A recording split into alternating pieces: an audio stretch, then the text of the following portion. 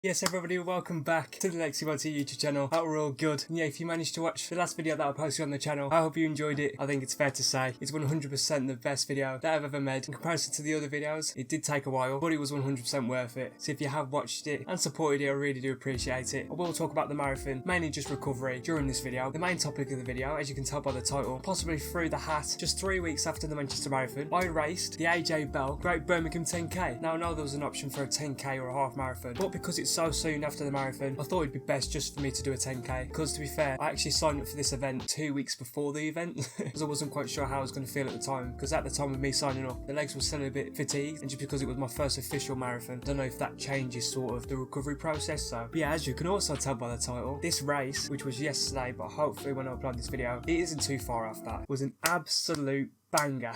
An absolute amazing race. So my intentions of this race was just to go there, just enjoy the day, but as time progressed, my mind was like, nah, forget that, I want to chase a 10k PB. So I don't think I've actually shared this on the channel, but my existing PB before this was 44.5 minutes, and I achieved that during the Wolverhampton 10k in 2023. So obviously going into this 10k, and yeah, with not long ago doing a marathon, I was thinking, yeah, 10k isn't going to be feasible, but my god, yesterday was literally like the race of my life. I couldn't believe it. So yeah, this video is just going to give you a brief summary of the day and all that sort of stuff, similar to the Manchester Marathon video. But what I like to say, there isn't actually any footage of me at the event, me recording, just because as I did eventually want to just try and chase the 10k PB, I didn't really want much weight on me, so I didn't actually carry my phone. So yeah, a bit boring, but I just really wanted that 10k PB, and yeah, I managed it. So the date itself was pretty much like Manchester really. I got up at about 7 o'clock and had my breakfast, so at 7:30 I had a peanut butter bagel, and then when we got onto the train, which was absolutely ram-packed by the way, which was about 8:30, I had a jam bagel. Then when we got to the event, I think we arrived there about 9:15, and my start time was 9:30 because I was in the orange band, or orange wave. I had a banana, and yeah, just made my way to the start line, and my god, first of all, it was like I was bloody abroad. What a day it was yesterday, or Sunday the 5th of May, whenever this video comes out.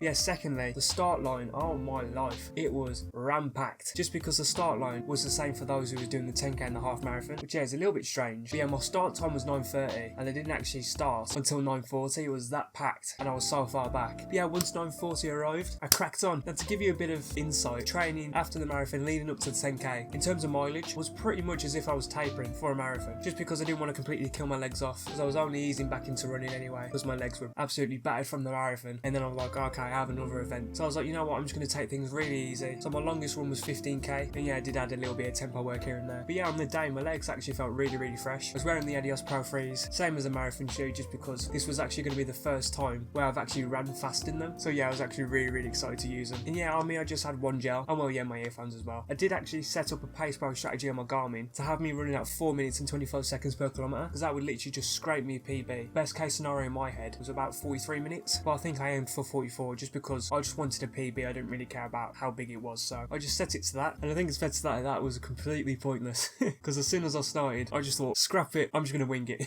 There was no pacing strategy, there was nothing like that. All I wanted to do in my head was just to get a negative split. Yeah, we'll talk about that in a minute, but yeah, to be honest, I just absolutely just gave it the beans straight from the off.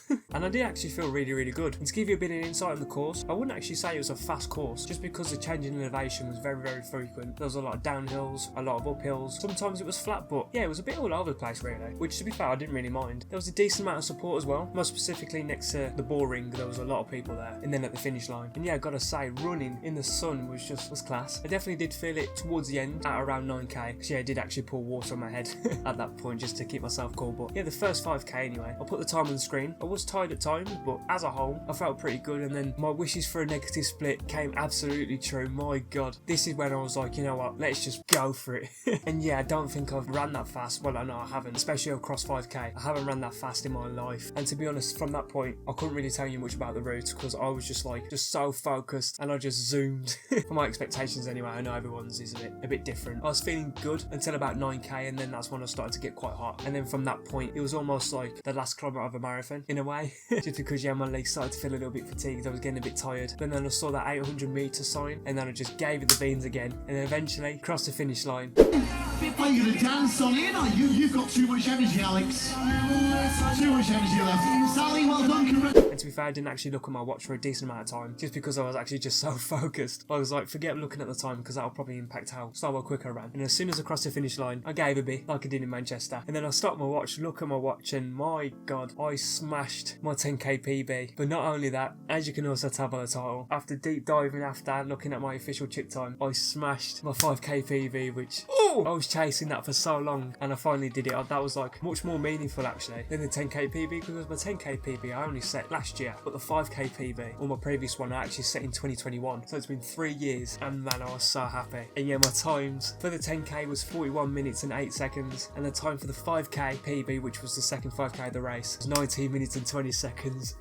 Absolutely buzzing. Right, yes everyone, it's Edison Lex here. Just to quickly intervene, not sure where the maths went wrong with me saying that my new 5k PB is 19 minutes and 20 seconds. It's not that, it's 19 minutes and 23 seconds. So it's still a PB of 11 seconds. But yeah, I just wanted to clear that up. But it does make me wonder. So I did my 5k PB in a 10k race, so surely, for me, I think one day I'm going to get myself to a track and just in my mind have a 5k PB set or intention, and I'm going to really try and break 19 minutes. That is the goal, that is the next goal. So yeah, overall, the event was really good. I really enjoyed it. 100% would recommend anybody to do it. We got a free hat, we got a free shirt, which is a decent little shirt to be fair. I don't know how much it is picking up on the camera. And just in case you're wondering, this is what the medal looks like. That's the front, hopefully it's picking well up on the camera. And that is the back. So yeah, very good day out. And to be fair, a really good belated birthday present, because it was my birthday on the Saturday, turned 21, which is just absolutely just disgusting. Yeah, that was a good way to round it off, to be fair, because yeah, I didn't really do much on my birthday just because I knew I had the race. But yeah, speaking about birthday presents, I would like to show you this, because yeah, this is one of the best presents I've had, just because of how much it means. So obviously we ran Manchester, first official marathon, but we have actually managed to get it into a frame. We've got the bib number, we've got a picture from the day, the route, the medal, and then the time I ran it in. I love this, man.